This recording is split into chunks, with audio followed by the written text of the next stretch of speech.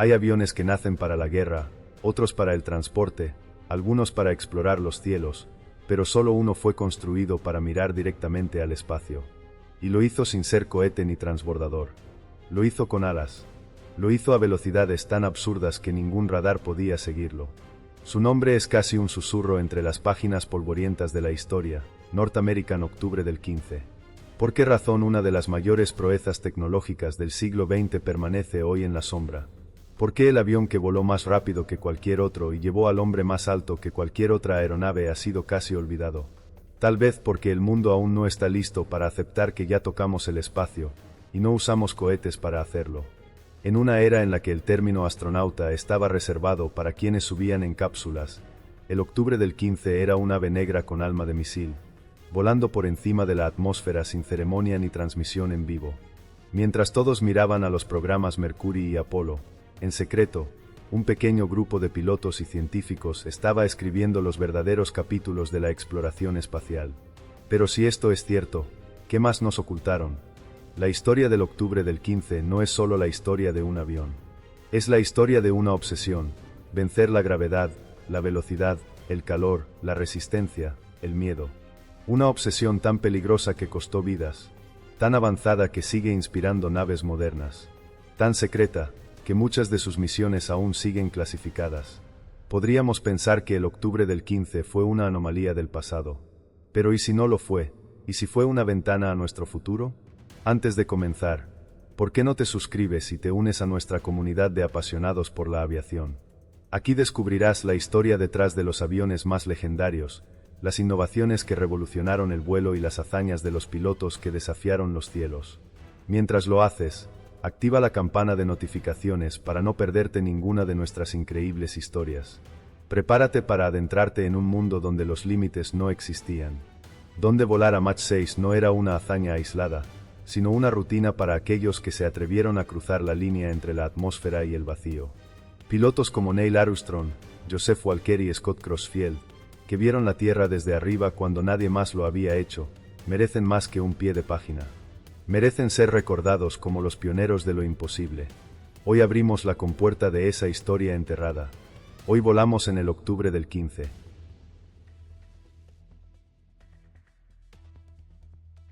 Nadie lo sabía aún, pero en las profundidades del desierto de Mojave, entre pistas polvorientas y hangares que crujían al sol, se gestaba una criatura que desafiaría la lógica del vuelo. A finales de los años 40 y comienzos de los 50, mientras el mundo aún trataba de entender los jets, un puñado de ingenieros de la NACA, antes de convertirse en NASA, la Fuerza Aérea de los Estados Unidos y North American Aviation estaban a punto de romper todas las reglas. Los cazas a reacción eran la sensación del momento. El F-86 Sabre había probado su valía en Corea. El B-47 y el B-52 redefinían el bombardeo estratégico. Pero algo les parecía insuficiente. Era como si la atmósfera misma ya no bastara. ¿Y si el cielo no era el destino, sino solo el comienzo? El proyecto Octubre del 15 nació bajo esa idea inquietante. ¿Podía una nave con alas alcanzar el borde del espacio? ¿Podía un ser humano soportar tal travesía y regresar vivo para contarlo? En silencio, sin ruedas de prensa ni portadas de revistas, se firmaron los acuerdos entre la Fuerza Aérea, la NACA y North American. La meta era clara: construir un avión experimental que pudiera explorar el vuelo a velocidades y altitudes jamás alcanzadas. No se trataba de combate, ni de espionaje, era pura exploración del límite. Aunque, como luego se sabría, también habría cosas que no se podían contar. Diseñar un aparato para volar a más de Mach 6, subir a más de 100 kilómetros de altura y sobrevivir a temperaturas superiores a los 1,200 grados no era simplemente complicado. Era suicida. Cualquier error, por mínimo que fuera, podía desintegrar la nave en milésimas de segundo. ¿Quién aceptaría construir un avión con una expectativa de vida tan corta? North American Aviation lo hizo. Ficha técnica del octubre del 15. Fabricante, North American Aviation. Primer vuelo, 8 de junio de 1959. Longitud, 15,47 metros. Envergadura, 6,79 metros. Altura, 4,12 metros. Peso vacío, 6,620 kilogramos. Peso máximo al despegue, 15,420 kilogramos. Motor, uno por Reaction Motors XLR99RM2. Empuje, 254 kN, 57,000 lbf. Velocidad máxima registrada, Mach 6.7, 7,273 km por hora. Techo de servicio, 107,8 km. Autonomía de motor, menos de 90 segundos de empuje total. Número de unidades construidas, 3. Material de construcción, aleación de níquel Inconel X resistente al calor extremo. Sistema de control, fly-by-wire primitivo y controles asistidos para altitud extrema. El diseño del octubre del 15 era radical incluso para nuestros estándares actuales. Una aguja alargada con alas pequeñas y rectas, un fuselaje robusto cubierto por Inconel X, una aleación pensada para soportar temperaturas que derretirían cualquier otro metal. No podía despegar por sí solo, necesitaba ser lanzado desde un B-52 modificado, a unos 13,000 metros de altura. A partir de ahí, su único motor, el XLR-99, lo impulsaba como un demonio alado directo al límite de la atmósfera. Era más cohete que avión, y sin embargo, tenía piloto. Los primeros vuelos fueron puramente balísticos, sin encender el motor principal. Después, pruebas de baja potencia. Pero cuando finalmente se activó el XLR-99 a máxima capacidad, todo cambió. El rugido era indescriptible. El calor, insoportable. Las fuerzas G, devastadoras. Y, sin embargo, funcionó. ¿Cómo se explica que un aparato construido hace más de 60 años haya superado altitudes que aún hoy muchos aviones modernos no pueden alcanzar? El octubre del 15 no solo voló alto, voló más allá. Alcanzó 107,8 kilómetros, rompiendo la línea de Kármán, ese umbral invisible donde comienza el espacio según la Federación Aeronáutica Internacional. Con eso, sus pilotos, aunque técnicamente no iban en cohetes, recibieron alas de astronauta. ¿Quiénes fueron los valientes que aceptaron subirse a esa bestia? Neil Armstrong fue uno de ellos, antes de ser enviado al Apolo 11. También Joseph Walker, quien alcanzó la máxima altitud con el octubre del 15. Scott Crossfield, otro pionero, voló el 1 octubre del 15 tripulado. En total, 12 hombres se atrevieron a pilotarlo. El aparato fue probado principalmente en la base de Edwards Air Force Base, en California, y su zona de caída o aterrizaje se extendía por los desiertos de Nevada, Utah y Nuevo México. Los 3 modelos del octubre del 15 realizaron 199 vuelos entre 1959 y 1968. Y aquí viene algo que quizás pocos notan: ningún otro país del mundo ha construido jamás algo similar. El octubre del 15 es un hijo directo de la Guerra Fría, pero nunca tuvo un rival soviético. No existió un octubre del 15 ruso. El más cercano intento sería décadas después con los programas espaciales de vehículos suborbitales como el Buran o el MiG-105 Spiral, pero eran otra categoría. Hoy, incluso aviones hipersónicos como el SR-72, en desarrollo, o prototipos chinos y rusos, todavía están por debajo del récord del octubre del 15. Ninguno ha puesto a un humano más alto o más rápido en vuelo atmosférico. ¿Por qué, entonces, se abandonó este camino? ¿Qué vieron ahí arriba que detuvo todo? La competencia moderna ni siquiera se acerca. El 37B, por ejemplo, es autónomo y no tripulado. El Spaceship One y sus sucesores, como los vehículos de Virgin Galactic, se inspiran directamente en el legado del 15, pero ninguno lo ha igualado en velocidad o peligrosidad. Mientras algunos sueñan con Marte, el octubre del 15 nos recuerda que ya estuvimos al borde del espacio. Y lo hicimos con un avión. Pero si ya lo logramos hace más de medio siglo, ¿por qué el mundo se hizo el sordo? ¿Qué intentaron silenciar con su desaparición? Tal vez el octubre del 15 no era simplemente una máquina. Tal vez era una puerta, y alguien decidió cerrarla.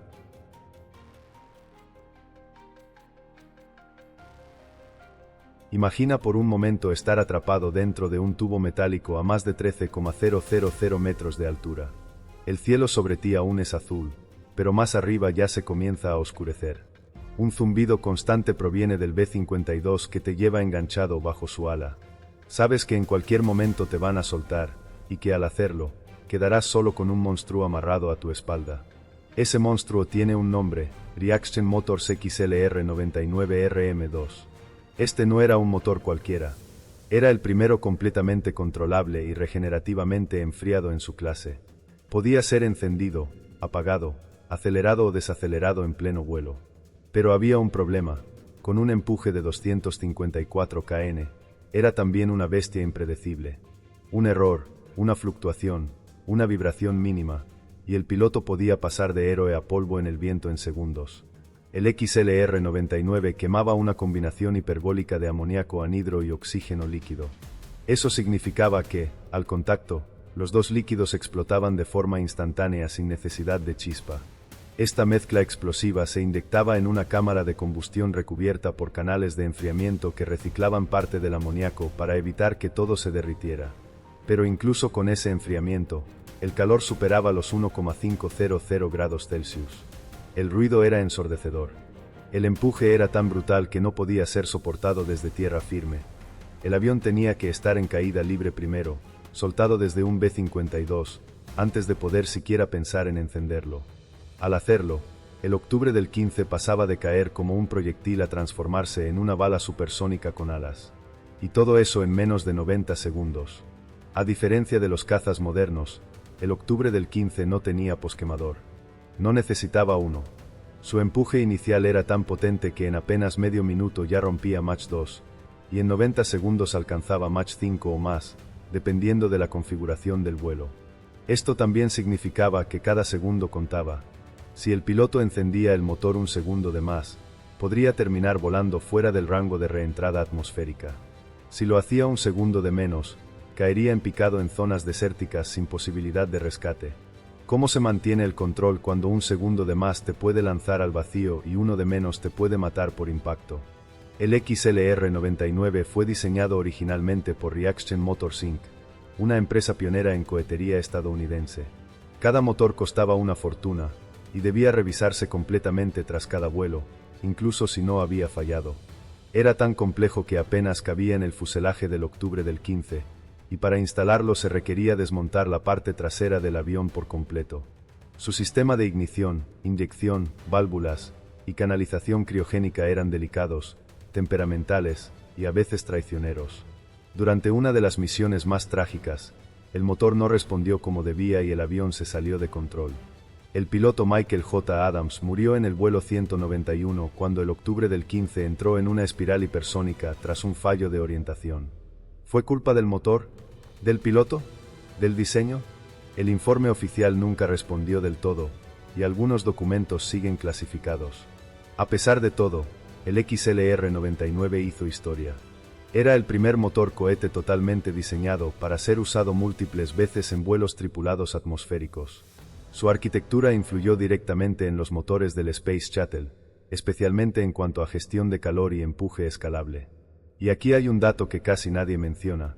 El XLR-99 sigue siendo el único motor de su tipo que impulsó un avión tripulado a velocidades superiores a Mach 6.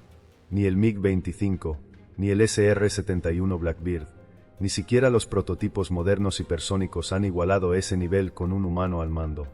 La competencia actual en el mundo de la aviación hipersónica parece sofisticada, pero irónicamente, más de 60 años después, aún no se ha desarrollado un motor cohete reutilizable, habitable y de empuje variable que supere al XLR-99 en eficiencia dentro de atmósfera.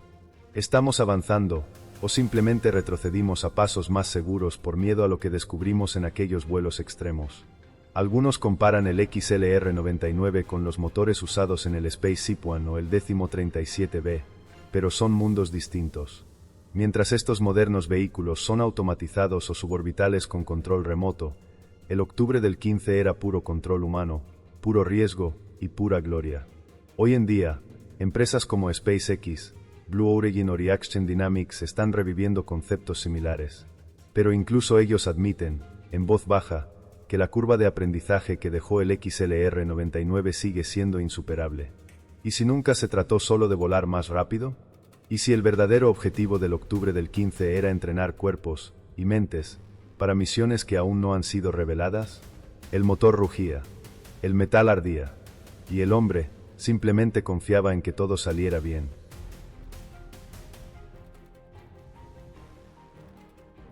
No eran astronautas, tampoco eran simples aviadores. Eran algo distinto. Algo nuevo. Eran hombres enfrentando lo imposible, subiendo más allá del aire, más allá del azul, hacia un silencio donde solo cabía una pregunta. ¿Y si no regreso? Los pilotos del octubre del 15 no volaban solo por gloria, ni por récords. Volaban porque algo dentro de ellos los empujaba a buscar un límite. Uno que aún no existía. La lista de nombres es corta, pero cada uno dejó una huella más profunda que las estelas que trazaron sobre el desierto. Neil Armstrong, antes de convertirse en el primer hombre en pisar la luna, aprendió a enfrentarse al vacío volando el octubre del 15. Con él, llegaron otros titanes como Scott Crossfield, Joe Engel, Robert Witte, William Knight, Forrest Petersen, Milt Thompson, John M. Kay y Michael Adams. Cada uno de ellos sabía que no había simuladores que replicaran lo que iban a enfrentar. No había manuales escritos. No había protocolos sólidos. Lo único que había era una cabina diminuta, un botón que encendía el infierno, y el sonido brutal de un motor que te disparaba como una bala hacia el borde del universo. No existía escape. Literalmente, el octubre del 15 no tenía asiento eyectable funcional en altitudes extremas. Si algo fallaba a Mach 6, no había segunda oportunidad. ¿Qué tipo de mente acepta ese trato? Scott Crossfield fue el primero en pilotar el octubre del 15 en 1959.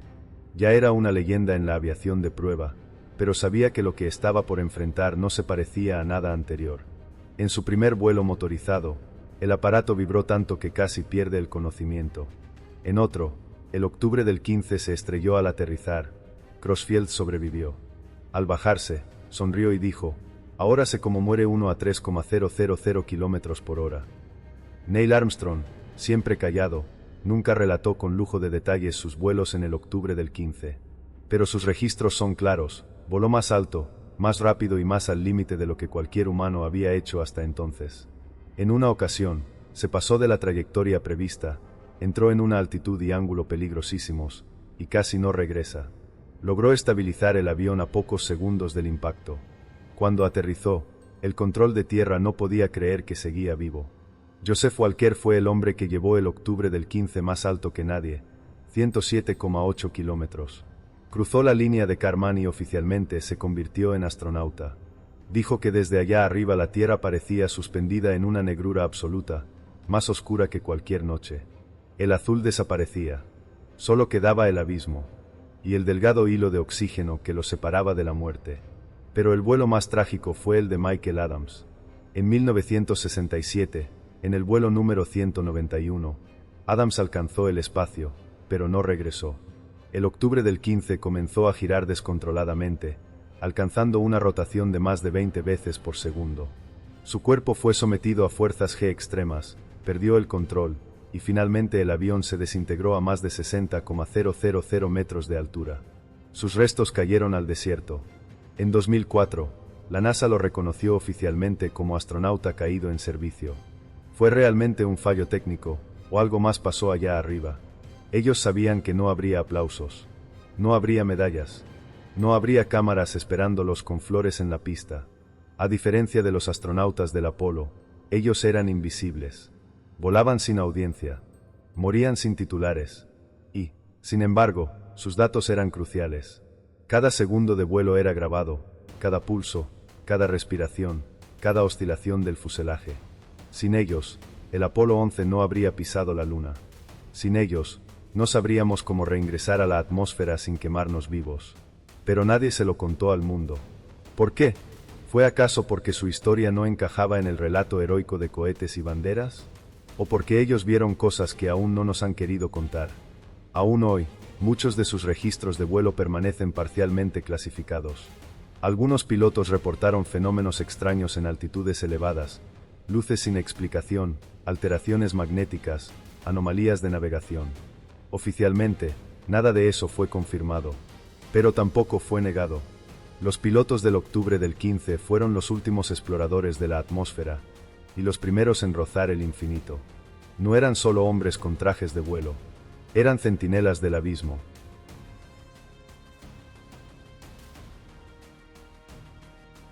El 22 de agosto de 1963, el cielo sobre el desierto de Mojave era claro, casi inmóvil. Parecía otro día de pruebas más. Otro despegue, otro piloto, otro rugido en medio del silencio arenoso. Pero ese día no era como los demás. Ese día, Josefa Walker estaba a punto de cruzar una línea que ningún otro avión tripulado había traspasado, la línea de Kármán. A 100 kilómetros de altura, donde la atmósfera deja de sostener el vuelo y comienza el espacio. Pero aquí hay algo que muy pocos saben, Walker ya lo había hecho antes. Esta sería su segunda vez tocando el umbral del espacio a bordo del Octubre del 15. ¿Por qué nadie lo recuerda como el primer astronauta en alcanzar esa altura 2 veces? ¿Qué fuerzas invisibles deciden qué nombres recordamos y cuáles enterramos?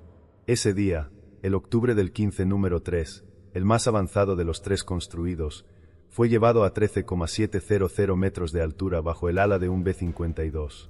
En su interior, Walker iba sereno, aunque su cuerpo sabía lo que venía. El procedimiento era el mismo de siempre, y sin embargo, cada vez se sentía como una despedida. A las 9:25 de la mañana, el avión fue soltado. En ese instante, Walker dejó de estar en el mundo como lo conocemos. Encendió el motor XLR-99, que rugió con violencia. En pocos segundos, rompió Mach 2. En 30 segundos, Mach 4. La presión aumentó. Las vibraciones sacudían el fuselaje como si fuera una hoja de metal frágil. El cielo comenzó a perder su color. El azul se tornó violeta, luego negro, y de pronto, el silencio. El motor se apagó. No porque fallara, porque ya no se necesitaba más. Altura alcanzada, 107,8 kilómetros. Ese número puede parecer frío, técnico, medible, pero representa algo mucho mayor. A esa altitud, la atmósfera es tan tenue que el control de vuelo convencional deja de funcionar. No hay más aire para que las alas generen sustentación. El avión flota en un vacío controlado solo por pequeñas toberas de nitrógeno que orientan el morro como si fuera una cápsula espacial. Walker miró por la ventanilla. No había nubes. No había cielo. Solo una oscuridad absoluta. Y debajo de él, la curva de la Tierra dibujándose con un azul brillante e imposible. Por un momento, se convirtió en un ser suspendido entre mundos. En ese espacio liminal entre atmósfera y vacío, donde el sonido desaparece y el tiempo se ralentiza, los sentidos comienzan a distorsionarse. Algunos pilotos describieron la sensación como una muerte consciente, otros como una comunión con el universo, pero todos admitieron sentir que, allá arriba, algo los observaba. Ninguno pudo explicarlo. Walker estuvo allí 5 minutos. Lo suficiente para dejar su nombre escrito en los registros, pero no en la historia popular. ¿Por qué, si Walker fue al espacio antes que muchos astronautas, no fue celebrado de la misma forma? ¿Por qué su nombre no aparece en los libros escolares, ni su imagen en museos espaciales? ¿Acaso volar a bordo de un avión no era digno de gloria, aunque hubiese llegado más lejos que las cápsulas Mercury? Aquí entramos en terreno incómodo. El programa Octubre del 15 era parte de un acuerdo entre la NASA y la Fuerza Aérea. Su propósito no era publicitario, era estratégico. Cada vuelo recopilaba miles de datos sobre resistencia térmica, comportamiento humano a altitudes extremas y navegación suborbital. Pero algunos de esos datos nunca se hicieron públicos. Incluso hoy, partes del vuelo 91 de Walker siguen clasificadas. ¿Qué vio allá arriba que aún no debemos saber? Pero lo cierto es que el Octubre del 15 no lo logró una sola vez. 13 vuelos de este avión cruzaron los 80 kilómetros de altura, límite reconocido por la Fuerza Aérea de Estados Unidos. Como frontera del espacio, 8 pilotos recibieron alas de astronauta por estas misiones. Y sin embargo, el mundo no se enteró. Es como si el Octubre del 15 hubiera tocado una puerta demasiado grande, y luego la hubieran cerrado. Rápido, con miedo, como si el espacio estuviera bien, pero solo si se llegaba con cohetes. Y sin embargo, ahí están los datos, los vuelos, las trayectorias, las grabaciones, los pilotos, la Tierra vista desde 100 kilómetros. ¿Cómo puedes negar lo que ya hiciste? El Octubre del 15 demostró que un avión podía alcanzar el espacio, que un ser humano podía salir del planeta y regresar sin necesidad de cápsulas ni lanzamientos verticales. Y lo hizo con tecnología de los años 60. Entonces, ¿por qué no lo hicimos de nuevo? Algunos dicen que fue por costos, otros, por riesgos, pero los que estuvieron ahí arriba, nunca lo olvidaron. Muchos jamás volvieron a ser los mismos. Y otros, simplemente, dejaron de hablar. Ese día, Joseph Walker miró la curvatura del planeta. Volvió a la atmósfera. Aterrizó. Saludó. Entregó su informe. Y desapareció del foco público. Pero su vuelo quedó marcado para siempre. Porque ese día, el hombre no voló sobre la Tierra. Voló fuera de ella.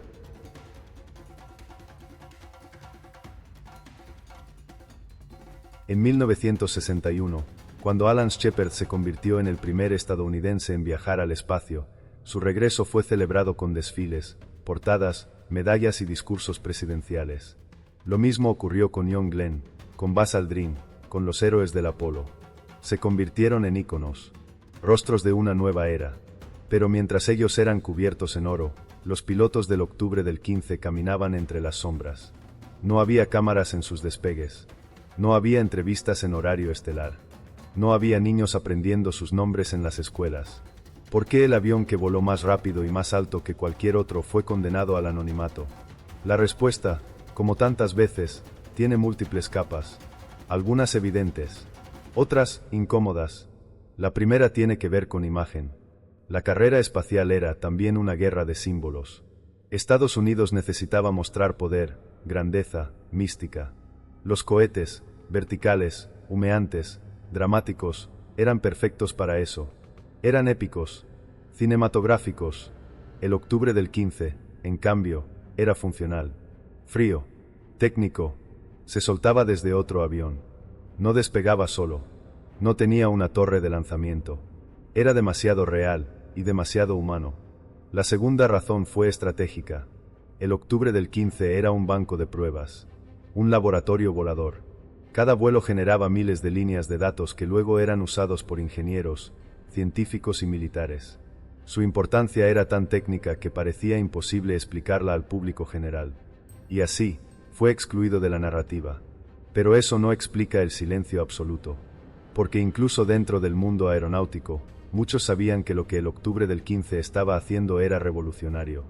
Que estaba cruzando líneas que nadie más se atrevía a tocar. Y sin embargo, se le mantuvo fuera de la conversación. La tercera capa es más oscura. Muchos de los vuelos del octubre del 15 rozaban o directamente entraban en la órbita de la seguridad nacional. Sus trayectorias pasaban por zonas sensibles. Algunos vuelos incluían experimentos secretos para la Fuerza Aérea, como sensores electrónicos, pruebas balísticas y comportamiento estructural a velocidades hipersónicas. Incluso hoy, documentos relacionados a ciertos vuelos permanecen clasificados o con grandes secciones redactadas. ¿Qué había a bordo del octubre del 15 que aún no puede ser revelado? ¿Qué se descubrió en aquellos vuelos que justificaría décadas de silencio institucional? Otro punto crucial es la naturaleza del piloto. Los astronautas eran formados, entrenados y preparados para la cámara. Eran diplomáticos en trajes espaciales. Los pilotos del octubre del 15 no. Eran ingenieros, militares, científicos con tempel de acero. No sabían vender sonrisas. Sabían aterrizar a Mach 2 sin perder la consciencia. Eran hombres de datos, no de discursos. Y luego está la ironía más brutal de todas. Cuando el octubre del 15 comenzó a mostrar resultados extraordinarios, vuelos a más de Mach 6, alturas que rozaban el espacio, el programa no fue expandido. Fue reducido. Se detuvieron nuevas unidades. Se limitaron los vuelos. Y finalmente, tras el accidente mortal del vuelo 191, se cerró el proyecto. ¿Por qué apagar una tecnología que funcionaba? ¿Por qué archivar un avión que podía ir al espacio sin cohete? Aquí es donde los ecos del miedo comienzan a sonar. Miedo al descontrol. Miedo a perder pilotos. Miedo a lo que no se puede explicar. Porque en aquellos vuelos, más de una vez, los pilotos reportaron fenómenos inexplicables. Fallos electrónicos sin causa visible, anomalías de navegación, objetos luminosos sin origen claro. No hay pruebas abiertas de que el octubre del 15 haya tenido contacto con algo extraño, pero el simple hecho de que muchos registros sigan sellados hace que la duda crezca. Y mientras todo esto ocurría, el mundo miraba hacia otro lado. Miraba a la televisión, a los cohetes, a las ruedas de prensa. Y el octubre del 15 seguía rugiendo en silencio, dejando huellas invisibles sobre el cielo. ¿Qué habría pasado si en vez de esconderlo, lo hubieran mostrado? ¿Cuántos caminos distintos habría tomado la exploración espacial si el octubre del 15 hubiera sido adoptado como base para vehículos reutilizables? Tal vez esa es la pregunta más peligrosa de todas. porque el octubre del 15 no falló. No fue superado. No fue reemplazado. Simplemente, fue callado. Cada despegue era una apuesta. Cada vuelo, una danza con la muerte. Los ingenieros lo sabían. Los pilotos lo aceptaban. Pero el octubre del 15 no hacía promesas. No ofrecía garantías. Solo ofrecía una posibilidad: llegar más allá de todo lo conocido, o no regresar jamás. Era el precio de tocar el borde del espacio con las manos desnudas. En su naturaleza, el octubre del 15 no fue creado para ser un avión seguro. Fue diseñado para probar lo que nunca antes había sido probado. Para romper límites de velocidad, altitud, temperatura, estrés estructural. En sus 199 vuelos oficiales, hubo más de una docena de incidentes graves. Algunos fueron evitados por centímetros, otros no. Desde el inicio, los sustos comenzaron. En 1960, el piloto Scott Crossfield volaba a más de Mach 2 cuando el avión comenzó a vibrar violentamente. El fuselaje entero zumbaba. Era como si el octubre del 15 quisiera deshacerse de él. Logró aterrizar, pero el tren de aterrizaje colapsó. La nave quedó destrozada. Crossfield sobrevivió por reflejos y pura experiencia. Ese fue solo el primer aviso de que el octubre del 15 tenía un lado oscuro. Neil Armstrong, en una de sus misiones más tensas, se desvió del perfil de vuelo planificado por un simple error de cálculo. Voló tan lejos que casi no logra regresar. Estaba a segundos de quedarse sin energía de control antes de tocar tierra. Ese día, aprendió que en el octubre del 15, la diferencia entre una maniobra y una catástrofe era de milésimas de segundo. Pero el incidente más trágico ocurrió el 15 de noviembre de 1967. Fue el vuelo 191. El piloto era Michael J. Adams, un veterano de combate y hombre de Grand Temple. El plan era un vuelo de rutina, sin grandes expectativas. Despegó bajo el ala del B-52, se soltó a más de 13,000 metros y encendió el motor. Alcanzó Mach 5.2 y subió a 81 kilómetros de altitud. Todo parecía normal, hasta que dejó de serlo. Mientras descendía, Adams comenzó a experimentar oscilaciones laterales. El avión giraba de un lado a otro, con movimientos erráticos. El sistema de navegación inercial estaba arrojando datos contradictorios. El octubre del 15 empezó a girar fuera de control, a más de 100.000 pies de altura. En tierra, los controladores intentaban comunicarse, pero la voz de Adams ya estaba distorsionada, jadeante, aturdida. El avión giraba a 20 veces por segundo. Las fuerzas G excedían los 15. Los sensores estallaban. Y entonces, a una altitud aún superior a los 60,000 metros, el octubre del 15 se desintegró. Los fragmentos del fuselaje cayeron como lluvia de metal sobre el desierto de California. La cabina quedó completamente destruida. Adams no sobrevivió. En los reportes oficiales, se atribuyó el desastre a una combinación de fallos instrumentales, desorientación espacial y oscilación no amortiguada. Pero muchas preguntas quedaron sin responder. ¿Por qué falló el sistema de navegación justo en ese momento? ¿Por qué los datos del radar y del avión nunca coincidieron en los minutos finales? ¿Por qué se ocultó parte del informe técnico durante más de 30 años? El impacto fue tan profundo que el programa entero fue puesto bajo revisión. Pocos vuelos más se realizaron después. Y el fin del octubre del 15 se selló en silencio, como si la muerte de Adams hubiera sido la última palabra escrita en un libro peligroso. Pero no fue el único susto. Hubo aterrizajes forzosos, tren de aterrizaje colapsado, pérdidas de control, fallos de ignición, vuelos que terminaron con el avión arrastrándose por kilómetros sobre el desierto con chispas y fuego. Y sin embargo, los pilotos seguían regresando, porque sabían que el conocimiento no viene gratis. Los ingenieros analizaban cada accidente con obsesión. Cada parte se recuperaba del desierto como si fueran piezas de un rompecabezas sagrado. Porque cada error del octubre del 15 no era solo una tragedia. Era una lección, una advertencia y, a veces, un misterio. Hoy, los restos del octubre del 15 número 3, el que se desintegró con Adams a bordo, descansan en fragmentos clasificados, muchos aún en poder de la Fuerza Aérea. Ninguna réplica se ha permitido. Ningún museo lo expone completo, como si su final todavía fuera demasiado incómodo para mostrarse al mundo. A pesar de todo, la tasa de éxito del octubre del 15 fue increíble.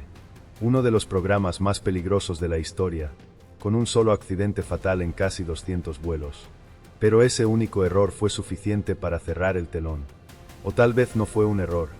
Tal vez fue el momento en que el octubre del 15 dejó de ser útil y empezó a ser incómodo.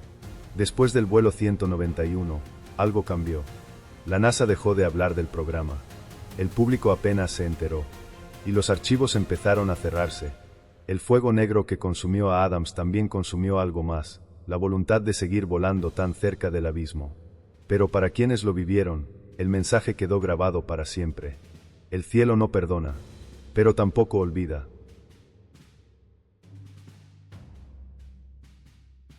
Hay máquinas que nacen con alma, otras, con misión. El octubre del 15 nació con una sentencia: sobrevivir a condiciones que ningún otro avión había enfrentado jamás. Para lograrlo, no podía construirse con los mismos principios de la aviación tradicional. Necesitaba tecnología que aún no existía. Así que se la inventaron. Comencemos con la piel del monstruo. Mientras la mayoría de los aviones de su época estaban hechos de aluminio, ligero, resistente y económico, el octubre del 15 no podía darse ese lujo. A velocidades superiores a Mach 5, el calor generado por fricción con el aire alcanzaba temperaturas que derretirían literalmente el fuselaje. Así que optaron por un material que, en ese entonces, casi nadie usaba: Inconel X.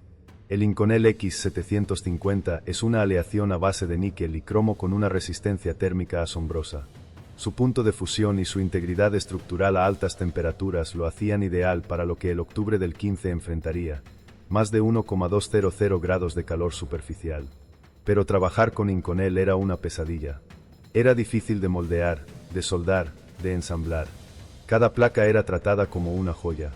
Cada tornillo tenía que resistir cargas térmicas y mecánicas imposibles. ¿Por qué ir tan lejos para construir algo que probablemente se iba a destruir? ¿Qué querían ver tan desesperadamente allá arriba que estaban dispuestos a pagar ese precio? El interior del avión tampoco era común. La cabina presurizada del octubre del 15 era diminuta, diseñada para resistir no solo la presión externa, sino también la temperatura y la radiación. El piloto llevaba un traje espacial similar al que luego se usaría en los programas Mercury y Apolo, con sistemas de oxígeno autónomos, sensores de ritmo cardíaco, presión, temperatura corporal y estado de consciencia. En otras palabras, el octubre del 15 no solo medía el vuelo, medía al ser humano dentro de él. Ahora hablemos de control. A esas altitudes, las alas dejan de funcionar como superficies aerodinámicas. El aire es demasiado tenue. Por eso, el octubre del 15 fue uno de los primeros vehículos en incluir sistemas de control por toberas de gas, similares a los que usarían años después las naves espaciales. En lugar de mover alerones, el piloto usaba empujes direccionales de nitrógeno para orientarse. Un concepto tan avanzado que aún se emplea hoy en cápsulas como Dragon de SpaceX. También incorporaba un sistema primitivo de fly-by-wire, controles eléctricos que interpretan las órdenes del piloto y las traducen en movimientos. En los años 60, esto era ciencia ficción. Los primeros aviones comerciales con fly-by-wire llegarían décadas después. El sistema de navegación inercial del octubre del 15 era una joya oculta. A través de giróscopos y acelerómetros internos, el avión podía saber su orientación exacta incluso sin contacto con tierra o señales externas. En plena era analógica, el octubre del 15 ya tenía sistemas que hoy siguen siendo esenciales en drones, misiles guiados y naves espaciales. Y luego están los sensores.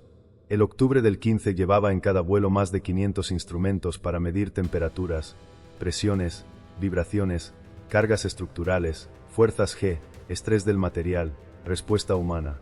Cada vuelo del octubre del 15 generaba montañas de datos, que eran luego analizados durante semanas por laboratorios de la NASA y del Ejército.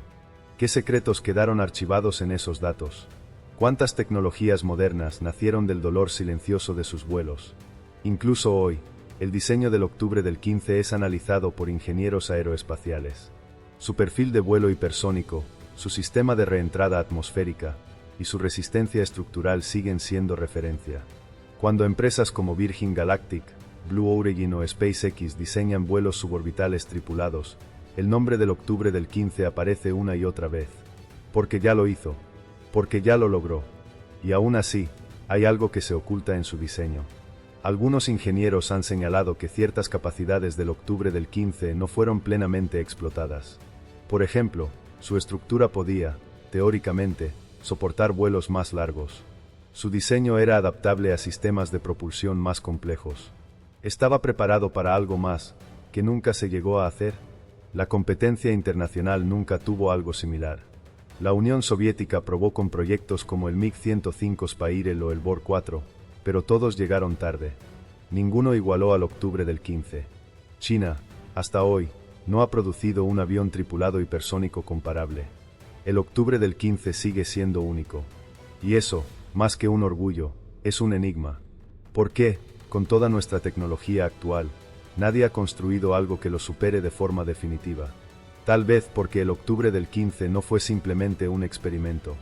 Tal vez fue una ventana, una advertencia, un adelanto de lo que somos capaces de hacer cuando dejamos de tener miedo.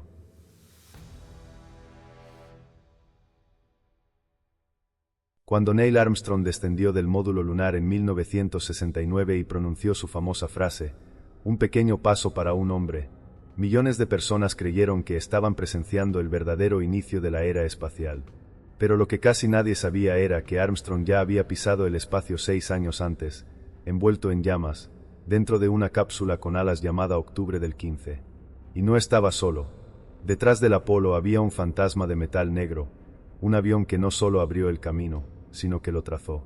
¿Cómo se entrena a un ser humano para enfrentarse al vacío, a la reentrada, al pánico de perder el control a 100 kilómetros de altura? La respuesta no estaba en un simulador, ni en un laboratorio. Estaba en el fuselaje abrasado del octubre del 15. Los vuelos de este avión no eran simplemente pruebas de velocidad o altura. Eran misiones científicas que, vuelo tras vuelo, respondían las preguntas clave que el Apolo necesitaba resolver. ¿Cómo reacciona el cuerpo humano al calor extremo? ¿Cómo cambia la percepción espacial a altitudes suborbitales? ¿Cómo se comportan los materiales a velocidades hipersónicas al reentrar en la atmósfera? ¿Qué tipo de sistemas de control pueden funcionar cuando no hay aire para volar? Cada vuelo del octubre del 15 era una operación quirúrgica de recolección de datos que alimentaba, sin decirlo, el desarrollo del módulo de comando, del escudo térmico, de los trajes espaciales, y sobre todo, de los perfiles de reentrada. Uno de los datos más valiosos que aportó el octubre del 15 fue el conocimiento sobre la entrada atmosférica a alta velocidad. La forma en que la nave debía inclinarse, estabilizarse y resistir la fricción brutal del aire al regresar del espacio fue ensayada decenas de veces por pilotos como Joe Walker y Robert Witte. Sin ellos, el Apolo habría sido una apuesta más peligrosa de lo que ya era. Pero el octubre del 15 aportó más que datos técnicos. Aportó hombres. Armstrong, por ejemplo, dominaba el vuelo de precisión, el uso de controles reactivos, la respuesta ante fallos de navegación. Todo eso lo aprendió, aquí. Cuando llegó al Apolo, ya había estado en el espacio. Solo que nadie se lo había dicho al mundo. Los diseñadores del Apolo también usaron el octubre del 15 para probar sistemas de telemetría, sellado presurizado, y manejo de temperatura corporal dentro del traje. Uno de los desafíos menos publicitados del vuelo espacial era el simple hecho de mantener al astronauta vivo y funcional en una cápsula sin ventanas, sin gravedad y sin margen de error. Y cada fallo del octubre del 15, cada vibración, cada anomalía, cada aterrizaje forzoso, se convirtió en una lección invaluable para los ingenieros del Saturn V. Incluso el sistema de navegación del módulo lunar tiene elementos inspirados en los sistemas inerciales del octubre del 15. Y sin embargo, en ningún documental de televisión, en ninguna sala del Smithsonian, en ninguna charla escolar, se menciona esto. ¿Por qué? Tal vez porque el octubre del 15 fue demasiado incómodo. Porque mostraba que no todo el mérito fue de las cápsulas y cohetes. Que hubo un camino paralelo, más difícil, más mortal y más valiente. Y ese camino fue volado a 7,000 kilómetros por hora, con el alma apretada entre los dientes, sin computadoras que lo hicieran por ti. El octubre del 15 no se lanzó verticalmente. No tenía etapas, no orbitaba, pero hizo algo más difícil, descender desde el borde del espacio y aterrizar en una pista de concreto con la misma precisión que un avión comercial. Y eso cambió las reglas. Y si el verdadero inicio de la era espacial no fue en Cabo Cañaveral, sino en el desierto de Mojave, donde un avión negro desaparecía en el cielo sin que nadie lo viera, durante años, Los datos del octubre del 15 fueron compartidos entre NASA y la Fuerza Aérea en secreto. Solo una fracción fue publicada. Lo demás fue archivado bajo etiquetas técnicas y clasificaciones de seguridad. Porque si el mundo se enteraba que un avión había hecho lo que costaba miles de millones a la industria aeroespacial, las preguntas no tardarían en llegar. Preguntas como: ¿por qué seguimos lanzando cohetes desechables cuando ya teníamos tecnología reutilizable hace más de 60 años? ¿Qué pasó con los planos completos del octubre del 15? ¿Qué otras pruebas se hicieron que nunca se divulgaron? Hoy, el octubre del 15 vive como una sombra en la historia oficial. Pero sus alas están en cada nave que regresa del espacio. Su legado arde, silencioso, en cada escudo térmico. Su precisión habita en cada descenso exitoso. Y sus pilotos fueron los verdaderos pioneros. Porque antes de pisar la luna, tuvimos que aprender a no morir al tocar el cielo.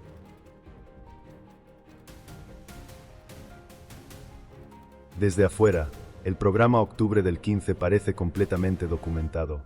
Vuelos numerados, pilotos identificados, trayectorias registradas, resultados técnicos almacenados. Pero basta rascar apenas debajo de la superficie para descubrir que no todo está ahí. Algunos vuelos carecen de datos clave. Otros fueron ejecutados sin prensa, sin seguimiento oficial y sin explicaciones. Y lo más inquietante, ciertos informes del octubre del 15 aún siguen clasificados. A más de medio siglo de sus últimas misiones, en una era donde incluso los secretos nucleares de la Guerra Fría han sido desclasificados, el hecho de que partes del programa Octubre del 15 permanezcan cerradas bajo sellos gubernamentales es, como mínimo, sospechoso. ¿Qué ocurrió durante esos vuelos que todavía no puede ser contado? ¿Y por qué un avión que ya no existe sigue protegido por el silencio del Estado? Vayamos por partes. La NASA y la US Air Force liberaron decenas de informes técnicos en las décadas siguientes al programa, pero con una constante: ciertas secciones aparecen tachadas. Algunos vuelos tienen gaps de información. Por ejemplo, el vuelo 125, oficialmente asignado a pruebas de control térmico, tiene menos de la mitad de los parámetros reportados que otros vuelos similares. En los registros internos, figuran como mediciones omitidas o no concluyentes. Pero en las transmisiones grabadas, se escuchan comentarios del piloto que no aparecen en la transcripción pública. ¿Qué vio? ¿Qué sintió? ¿Por qué fue removido? Otros casos resultan aún más inquietantes. Se sabe que al menos 3 vuelos fueron conducidos fuera del cronograma original del programa Octubre del 15, entre 1965 y 1967. Sus trayectorias fueron diferentes, más prolongadas, e incluyeron altitudes extremas. Sin embargo, no aparecen en la base de datos histórica, ni en los listados de vuelo. Solo se conocen por referencias cruzadas en memorias de ingenieros y técnicos, y por reportes meteorológicos que hablan de interferencias de radar durante esas fechas. ¿A qué se estaban enfrentando esos vuelos? ¿Estaban llevando equipos que no eran científicos, sino militares? ¿Fue el octubre del 15 utilizado como plataforma de prueba para tecnologías aún no reveladas? Un ingeniero del Dryden Flight Research Center, hoy Armstrong Flight Research Center, en una entrevista no oficial grabada en los años 80, dijo una frase escalofriante: "Lo que más aprendimos del octubre del 15 no fue sobre vuelo, fue sobre límites. Límites de la nave, del cuerpo humano, y de lo que nos rodea allá arriba". ¿Qué quiso decir con eso? Durante algunos vuelos de gran altitud, los pilotos reportaron anomalías eléctricas inexplicables, fallos temporales de instrumentos, desvíos magnéticos, e incluso la aparición de luces o objetos que no respondían a ningún patrón conocido.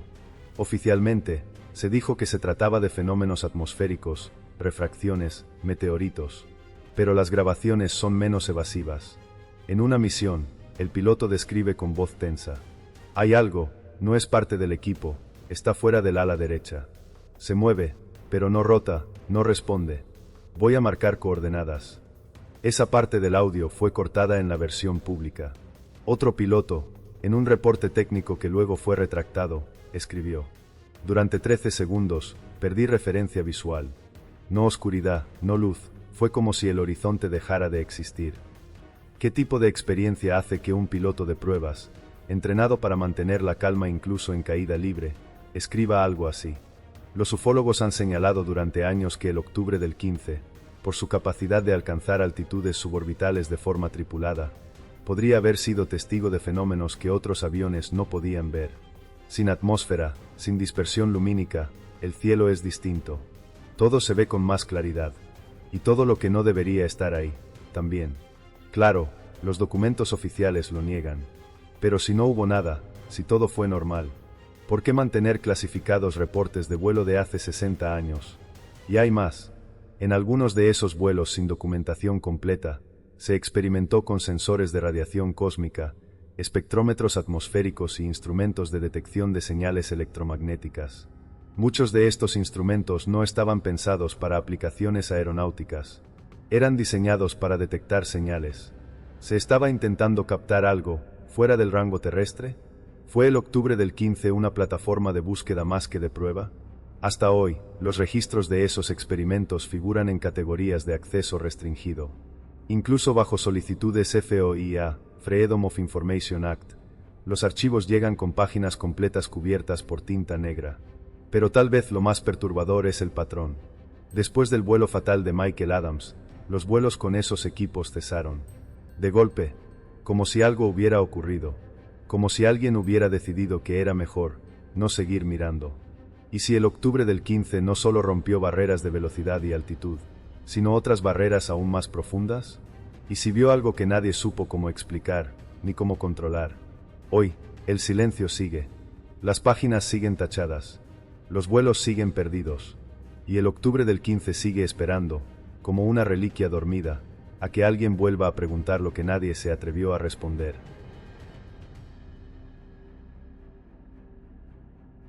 Podemos cerrar los libros.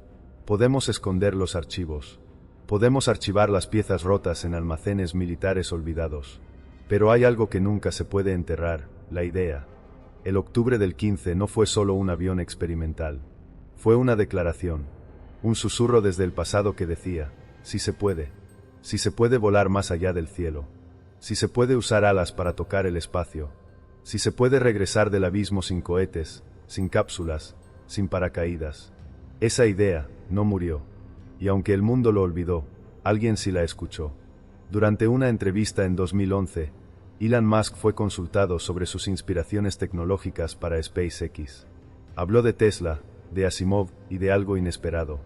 El octubre del 15 es una de las cosas más locas que hemos hecho como especie, y la mayoría de la gente ni siquiera sabe que existió. Y no estaba exagerando. Los ingenieros de SpaceX, Blue Origin, Virgin Galactic, Reaction Engines, e incluso proyectos del DARPA como el XS-1, han analizado una y otra vez los vuelos, diseños y estructuras del octubre del 15. ¿Por qué? Porque en pleno siglo XXI, aún no existe un vehículo tripulado que supere al octubre del 15 en velocidad y altitud dentro de la atmósfera. El Spaceship Two de Virgin Galactic, por ejemplo, opera bajo un perfil idéntico al del octubre del 15, es lanzado desde un avión nodriza, acelera con motor propio, llega a alturas suborbitales y aterriza en pista. Su arquitectura de control, su estructura aerodinámica, incluso su secuencia de separación, todo tiene raíz en el octubre del 15. Pero hay una diferencia crucial.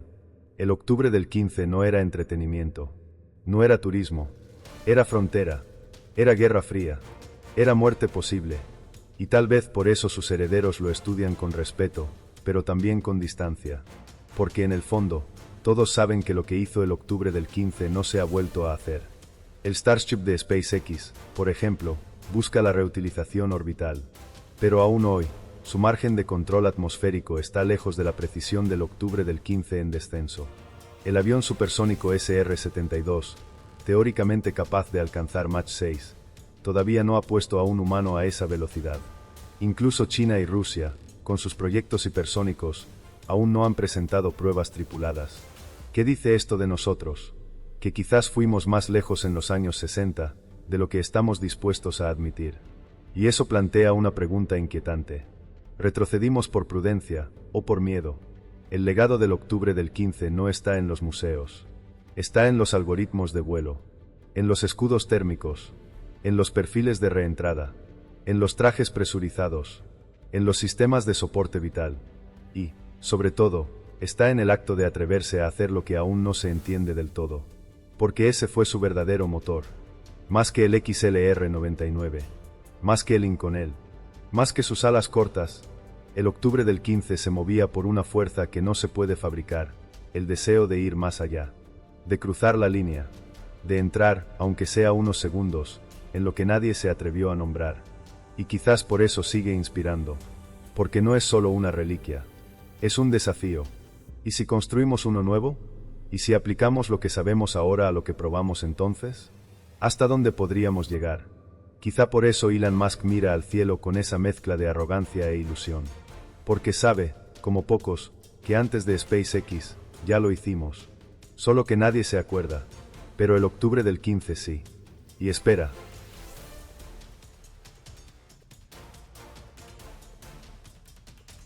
Hay historias que el tiempo se lleva, lentamente, como arena entre los dedos. Otras, sin embargo, se niegan a desaparecer. Se aferran a las grietas de la memoria colectiva, esperando el momento adecuado para reaparecer.